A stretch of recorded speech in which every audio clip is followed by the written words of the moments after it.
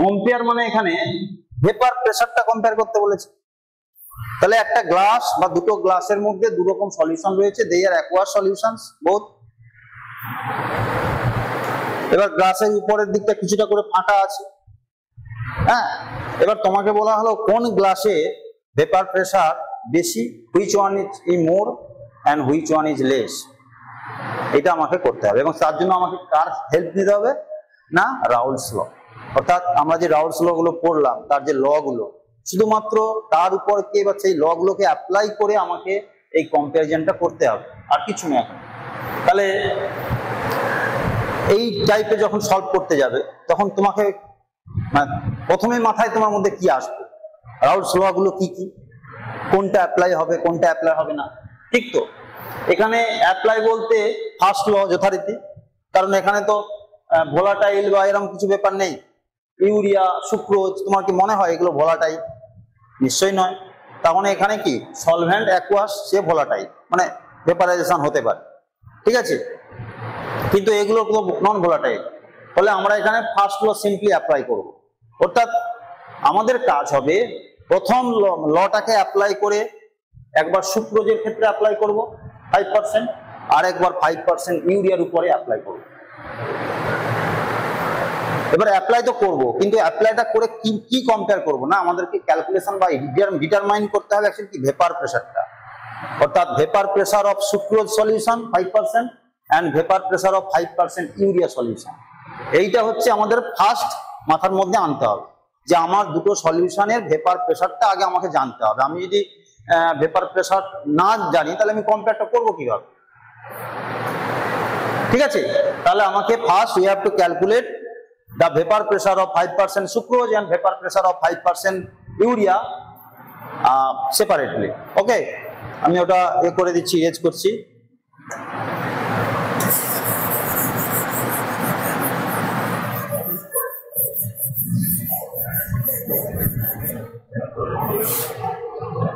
আচ্ছা, লটা কি ছিল বলো না, PA = PA0 XA। ওকে, আচ্ছা 5% সুক্রোজ, 5% সুক্রোজ, এটা what does it means actually? এখান থেকে আমরা কি পেতে পারি, বা 5% সুক্রোজটা অ্যাকচুয়ালি কি বলতে চাইছে? মানে একটা solution, one type of solution যেটা বলছে 5% সুক্রোজের সলিউশন। তুমি কি জানো, তুমি কি বলতে পারো? What can you tell on this, or tell about this? তোমার কি মনে হচ্ছে বলো? ভাবনার কিছু নেই, তোমার যা মনে হয়, ভুল হোক নো প্রবলেম, হ্যাঁ, ঠিক বলতেই হবে, তার কোনো বাধ্যবাধকতা নেই। তোমার কি মনে হচ্ছে আমি সেটা জানতে চাইছি। হ্যাঁ বেশ, এখানে আমি 100% যদি ধরি সেটা 5%, কিন্তু এখানে আমি 100 কি নেব আর 5ই বা কে নেবো? আমাকে তো সলিউশনটা বানাতে হবে। ধরো আমাকে সুক্রোজ দিয়েছে, একটা জারে করে সুক্রোজ দিয়েছে, এই যে আমাকে বললো যে নাও সুক্রোজ নাও, তুমি 5% সলিউশন বানাও।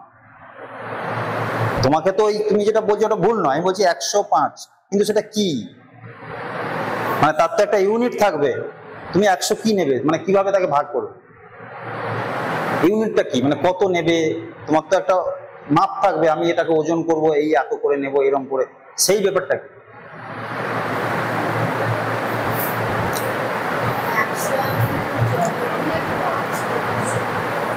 একশো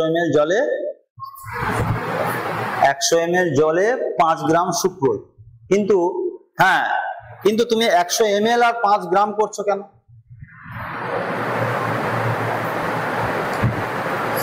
কারণ অ্যাকুয়াস সলিউশন রয়েছে, তাই না? কারণ আমাকে সলিউশনটা বানাতে হবে জলে, তার মানে জল আমি 100 ml নেব, তাতে 5 গ্রাম সুক্রোজ নেব। ইটস সো সিম্পল, তুমি 5% সলিউশন পেয়ে গেলে। ঠিক সেরকম এটাও, তার মানে ইনডাইরেক্টলি এখানে কি বলছে, যে তোমার 5% সুক্রোজের সলিউশন ইনডাইরেক্টলি বলছে কি, তোমাকে 5 গ্রাম সুক্রোজ আছে। হ্যাঁ হ্যাঁ হ্যাঁ, কিন্তু আমাকে তো এটা তো ম্যাথমেটিক্যালি এটাকে ক্যালকুলেশন করে দেখাতে হবে। তাহলে 5 গ্রাম সুক্রোজ মানে 5% সুক্রোজ মানে 5 গ্রাম সুক্রোজ অলরেডি আছে, তার মানে আমার এখানে যদি বলে অ্যামাউন্ট অফ সুক্রোজ প্রেজেন্ট, কি বলবে 5 গ্রাম। ওকে, অ্যামাউন্ট অফ ইউরিয়া প্রেজেন্ট 5 গ্রাম, তার মানে তারা কিন্তু বোথ 5 গ্রাম রয়েছে, তাহলে তুমি কম্পেয়ার করবো কি করে? সেই জন্য লটা আসবে, ঠিক আছে, সেই জন্য এই লটা আসছে। কিরকম আমরা করব না, প্রথমে আমরা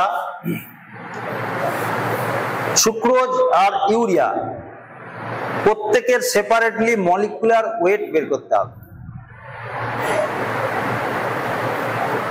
কেন মলিকুলার ওয়েট বের করতে হবে? কেন আমি এই কথাটা বললাম?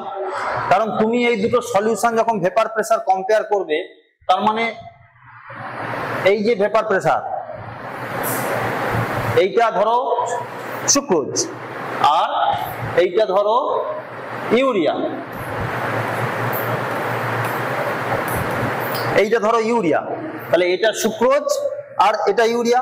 এই দুজনের মধ্যে কম্পেয়ার করতে গেলে কিভাবে কম্পেয়ার করবে? তুমি তো আর এটা দিয়ে কম্পেয়ার করতে পারবে না, কারণ এটা তো ফিক্সড পিওর সলভেন্ট ওয়াটার। ও কোন কম্পেয়ারটা আসবে কোথা থেকে? এইটা দিয়ে। এ বাড়লে এ বাড়বে, এ বাড়লে এ বাড়বে। তাহলে তুমি যদি এই মোল ফ্র্যাকশনটা বের করতে পারো, for which one, whether sucrose or urea, for which one, which mole fraction or whose mole fraction is more and whose mole fraction is less, তাহলে তুমি সঙ্গে সঙ্গে বলতে পারবে যার এটা বেশি তার ভেপার প্রেসার বেশি। ভালো করে বোঝো, কম্পেয়ার করতে গেলে আমাকে অ্যাকচুয়ালি ইনডাইরেক্টলি মোল ফ্র্যাকশনটাকে বের করতে হবে। মোল ফ্র্যাকশন বাড়লে, ওই যে লেখাটা আমি গ্রাফিক্যালটা করেছিলাম, মোল ফ্র্যাকশন বাড়লে ভেপার প্রেসার বাড়বে। তাহলে সুক্রোজের মোল ফ্র্যাকশন যদি বেশি হয় তার ভেপার প্রেসার বেশি হবে, আর ইউরিয়ার যদি মোল ফ্র্যাকশন বেশি হয় তাহলে তার ভেপার প্রেসার বাড়বে। তার মানে তুমি কম্পেয়ারটা করতে পারবে। তোমাকে at first you have to determine the mole fractions of each of separately. Mole ফ্র্যাকশনসটা কি না, মোল ফ্র্যাকশনস পেতে গেলে number of moles corresponding composition, number of moles divided by total moles. ভালো করে দেখো, এইটা কিন্তু সেই concept of concentration strength of solution. Mole fractions, normality, molarity এগুলো পড়ানোর পরে বলেছিলাম মোল ফ্র্যাকশন। আমার মোল ফ্র্যাকশনস অফ সুক্রোজ মানে সুক্রোজের number of moles divided by total number of moles present in the solution.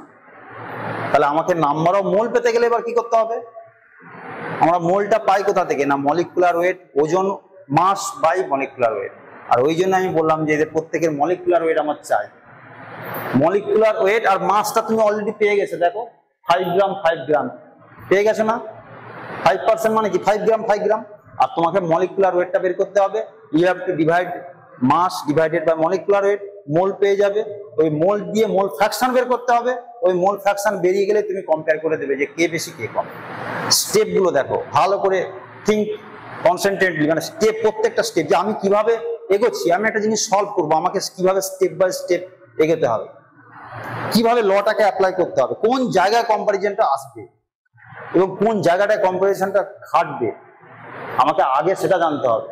তবে তুমি অঙ্কটা সলভ করতে পারবে, না হলে মাথার চুল ছিঁড়ে কোনো লাভ নেই। তুমি যখন বুঝতে পারছো যে এটা আমি এগোতেই পারছি না, সেখানে চুল ছিঁড়া কিছু না, you have to forward next problem. বুঝতে পেরেছো? তুমি যখন ধরতেই পারছো না, কিছু করতে পারছো না, তখন বুঝতে হবে যে ওটা তুমি যতই চিন্তা করো সেই মুহূর্তে পারবে না, অ্যাট দ্যাট মুমেন্ট। কিন্তু যখনই তুমি রাস্তা পেয়ে যাবে যে এটাকে আমাকে এইভাবে যেতে হবে, এগো একদম ফ্র্যাঙ্কলি, মানে একদম স্পিডি এগো, কোনো অসুবিধা নেই, ফরওয়ার্ড, গো ফরওয়ার্ড। এবার বলো molecular weight of sucrose and molecular weight of urea. এটা আমাকে তো তোমাদের বলতে হবে, এটা না বললে তো তাহলে বলবো তাহলে তোমার কি, এটা তো খুব ইজি। মলিকুলার ওয়েটটা তো আমাকে বলতে হবে তোমাদের, কারণ এটা তো তোমার ক্লাস 10th লেভেল, এটা কিন্তু ক্লাস 10th লেভেল। জাস্ট আমি দুটো কম্পাউন্ডের মলিকুলার ওয়েটটা ক্যালকুলেশন করতে দিয়েছি, একটা হচ্ছে সুক্রোজ, একটা হচ্ছে ইউরিয়া। তাহলে মলিকুলার ওয়েট বের করতে গেলে কি জানতে হবে? হ্যাঁ, ফর্মুলা। সুক্রোজের ফর্মুলাটা কি?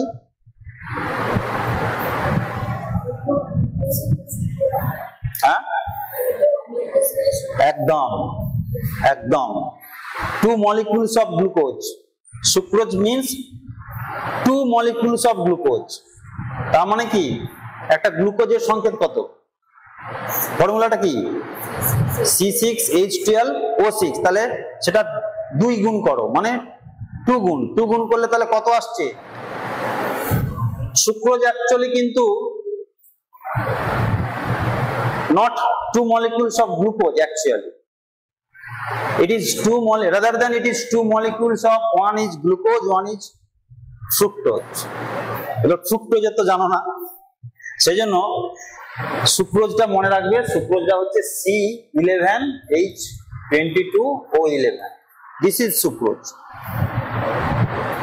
তুমি যদি গ্লুকোজকে 2 টাইমস করো, মাল্টিপ্লাই করো, তাহলে কত পাবে? C12O24O12, এটা হবে তখন maltose, because maltose contain 2 molecules of glucose, আর sucrose contain 1 molecule glucose and 1 molecule fructose. Okay, তাহলে এটা হচ্ছে সুক্রোজ। এবার তোমরা এটা মলিকুলার ওয়েটটা বের করো, না এটাও করে দিতে হবে। এটা চট করে আমাকে মলিকুলার ওয়েটটা বের করে বলো। মলিকুলার ওয়েটটা কত? এটা 324, তাহলে মলিকুলার ওয়েট হচ্ছে C24। একই এসছে তো, তোমার না আলাদা এসছে আবার? আচ্ছা, এবার এটা করো, কি বলে, ইউরিয়া CONH2 এবার করে ভালো।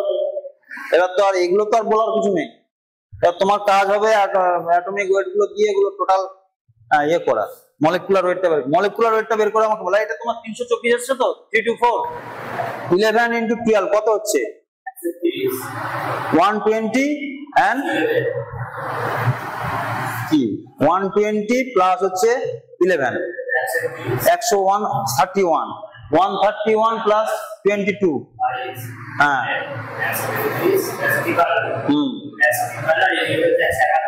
171, হ্যাঁ তাহলে ঠিক আছে। এই তো এটা হয়ে গেল। এবার ইউরিয়াটা করো চট করে। 12 আগে এক কাজ করবে, কি করবে? NH2টা বের করো। নাইট্রোজেন NH2 মানে আগে কার্বন হচ্ছে কত? 12 প্লাস 16, এইভাবে করবে। ওকে, দিয়ে ব্র্যাকেট দেবে, মানে প্লাস দিয়ে আর কি ব্র্যাকেট দেবে, ব্র্যাকেট দিয়ে NH2 মানে হচ্ছে 14 প্লাস 2। ওকে, এইটা 2 গুণ করে দেবে, দিয়ে 12 প্লাস 16 প্লাস 32, এই তো কত হলো? 30 40 50 56 58 60, এই তো হয়ে গেল। স্টেপ বাই স্টেপ করবে, কুইক হবে। তাহলে এটা হচ্ছে C24 আর এটা হচ্ছে 60।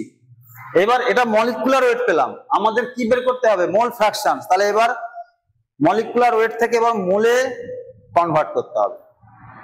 হ্যাঁ, প্রত্যেকটা জায়গার অ্যাপ্লিকেশন গুলো দেখো, সব বেসিক অ্যাপ্লিকেশন কিন্তু। এবার গ্রাম ডিভাইডেড বাই বা weight divided by molecular weight. তুমি যদি এর মোল নাম্বার পেতে চাও, তো আমি এর ওয়েটটা কত? 5 গ্রাম, তার মানে এই 5 ডিভাইডেড বাই এই মলিকুলার ওয়েট করতে হবে, তবে তুমি তার মোল নাম্বার পাবে। ঠিক তেমনি ইউরিয়ার ক্ষেত্রে এরও 5 গ্রাম, 5 ডিভাইডেড বাই 60 করতে হবে, তবে তুমি তার মোল নাম্বার পাবে। এটা হচ্ছে second task. Okay, 5 divided by 324 কত হচ্ছে দেখো, আর এটা হচ্ছে 5 divided by 60।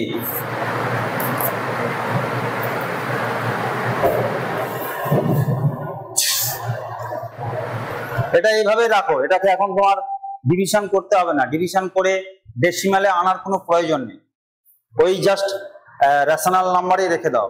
5 divided by 324, 5 divided by 60, এই রেশনাল নাম্বারই থাক। ওকে, এবার আমরা নেক্সট স্টেপে যাব। আমাদের নেক্সট স্টেপ কি না? Mole fraction. তাহলে তুমি পেয়ে গেছো mole number. Mole number of sucrose is 5 divided by 324 and mole number of urea is 5 divided by 60। এবার মোল ফ্র্যাকশন করতে গেলে কি হবে না, আমি যদি সুক্রোজের মোল ফ্র্যাকশন করি তাহলে সুক্রোজের mole number divided by total mole number.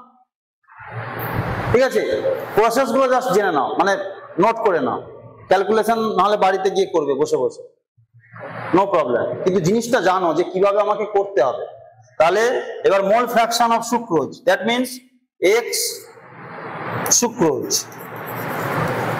X sucrose, তার মানে কত হবে না 5 ডিভাইডেড বাই 3 to 4, আর total mole number 5 divided by 3 to 4 plus 5 divided by 60।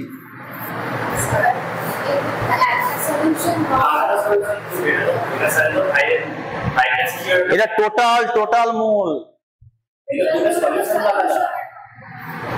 এটা aqueous solution of 5% sucrose and 5% urea. তুমি প্রথমে তো তোমাকে আলাদা করে সলিউশন বানালে, তারপরে মিশিয়ে দিলে তোমার টোটাল অ্যাকুয়াস সলিউশনটা তো পেলে। হ্যাঁ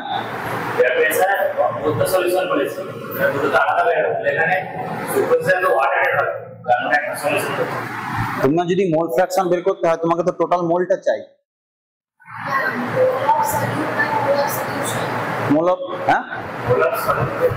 সুক্রোজের মোল নাম্বার ওয়াটার, হ্যাঁ ওয়াটার 100 নিতে হবে, 100 ডিভাইডেড বাই 18, ওটা হবে 55.55। তার মানে তোমার এইখানটা হবে, এটা সুক্রোজ তো এইখানটা জাস্ট 55.55 করে দাও, আর কিছু নেই, এইখানটায় জাস্ট 55.55, এটা বাদ, জাস্ট এটা।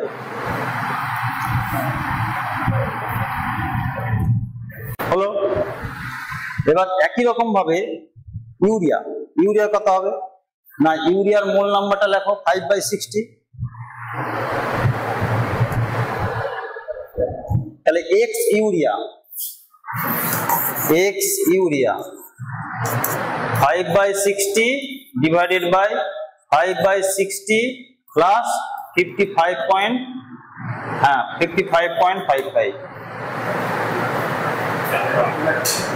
না এটা এখন বের করার দরকার নেই, জাস্ট জিনিসগুলো দেখো যে আমাকে কি বের করতে হবে। এবার এগুলো যে ভ্যালুগুলো দেবে সেই ভ্যালুটা দেখেই তুমি বুঝতে পারা যাবে যে কার মোল ফ্র্যাকশন বেশি। তোমার তো এখানে বেরিয়ে যাচ্ছে, এইটাই তো এক্স এ অ্যাকচুয়ালি, আর এইটাই তো এক্স বি। তুমি এই মানটাকে এখানে দেখো আর এই মানটা এখানে দেখো, দিয়ে কম্পেয়ার করো কার বেশি কার কম। যার মোল ফ্র্যাকশন বেশি হবে তার ভেপার প্রেসার বেশি, যার মোল ফ্র্যাকশন কম হবে তার ভেপার প্রেসার কম। এতটা আসতে হবে তবে তোমার এ হবে। তবে আমি একটা জিনিস তোমাদেরকে বলতে পারি, সেটা হচ্ছে যে পরীক্ষাতে কিন্তু এরকম বড় ক্যালকুলেশন দেবে না, এটা তুমি নিশ্চিন্ত থাকতে পারো। পরীক্ষাতে কিন্তু এখন ঘাবড়াবার কিছু নেই, যে তোমরা ভাবছো স্যার এত বড় বড় ক্যালকুলেশন হলে আমরা করবো কি করে, চিন্তা করার কিছু নেই। এমন কিছু ক্লু থাকবে যে ক্যালকুলেশনটা ছোট হয়ে যাবে, মানে এমন কিছু থাকবে যেখানে হয়তো এই 5-এর সঙ্গে এটা কাটাকুটি হয়ে যাবে, ওটা নিয়ে ঘাবড়াবার কিছু নেই। আমি এইগুলো প্রবলেমগুলো নিয়ে এসেছি, সেটা আমি তো আর ডাটা চেঞ্জ করিনি, কি বলছি বুঝতে পেরেছো?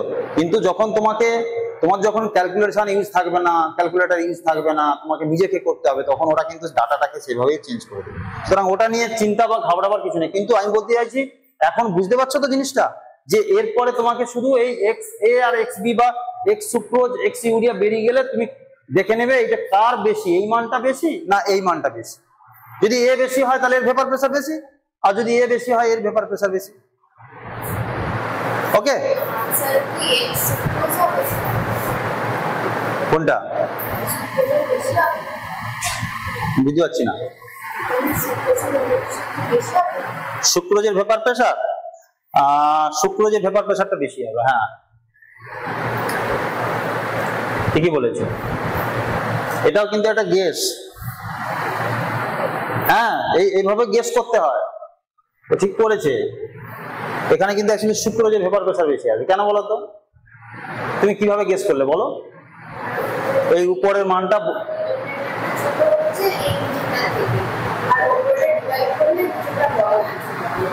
না, এটা তো অনেক ছোট হবে।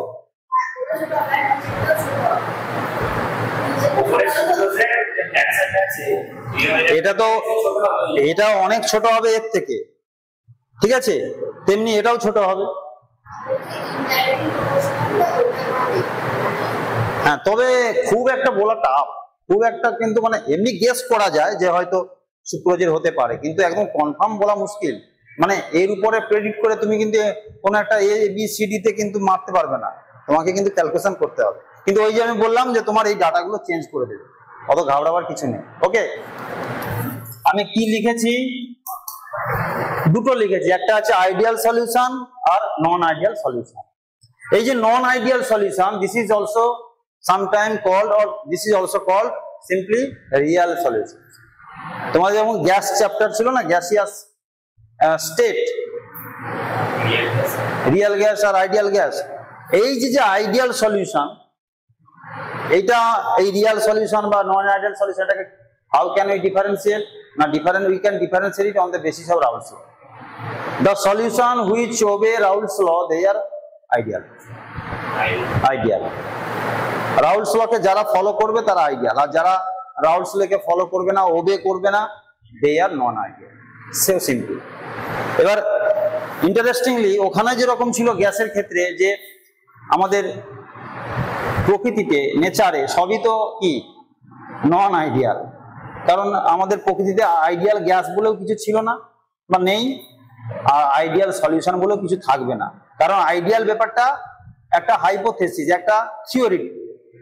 হ্যাঁ, বাস্তবিকে আইডিয়াল বলে কিছু হয় না, কিন্তু আইডিয়াল সিচুয়েশনে পৌঁছানো যায়, কিছু কিছু কন্ডিশন মেনটেন করে আইডিয়াল সিচুয়েশনে পৌঁছানো যায়।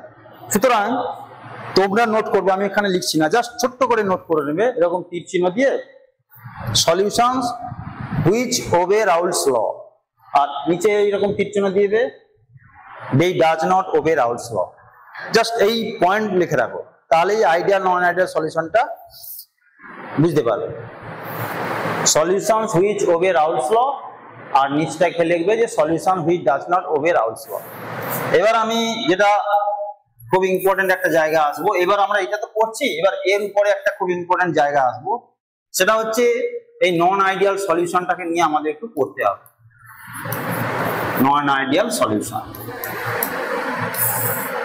নন ideal solutions generally two types. One is the solutions which shows positive deviations from Raoult's law, and secondly the solutions which show negative deviations from Raoult's law. কি পজিটিভ কি negative সেটা আসছে আমি step by step. তাহলে দুটো, এক হচ্ছে solution which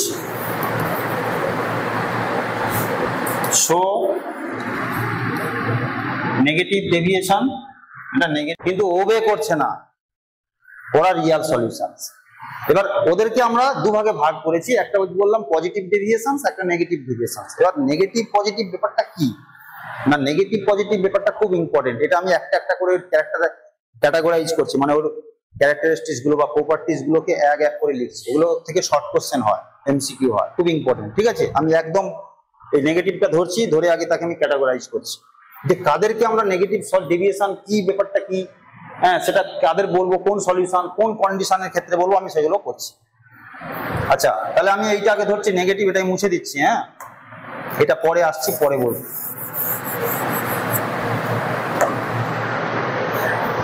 এক নম্বর, নেগেটিভ ডেভিয়েশন কখন হবে না, এক নম্বরে লেখো যে A B ইন্টারঅ্যাকশনস is greater than এ, আমি এগুলো বলবো পরে, একটু পরে এক্সপ্লেন করছি, আগে এ করে নাও, অর বি বি, এক নম্বর। দু নম্বর হচ্ছে theoretical,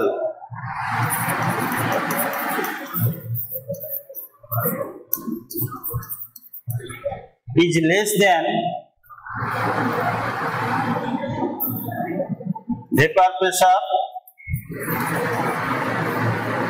found from Raoult's law.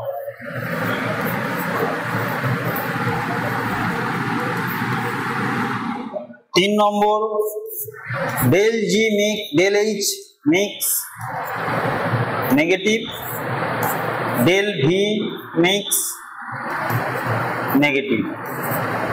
4 নম্বর টোটাল সলিউশনে pressure less than PA plus PB। এইটা হচ্ছে খুব important characteristics for the solution which show negative deviations from Raoult's law। এবার এইটা আমি একটা একটা করে বলছি, সেটা খুব ভালো করে বুঝতে হবে।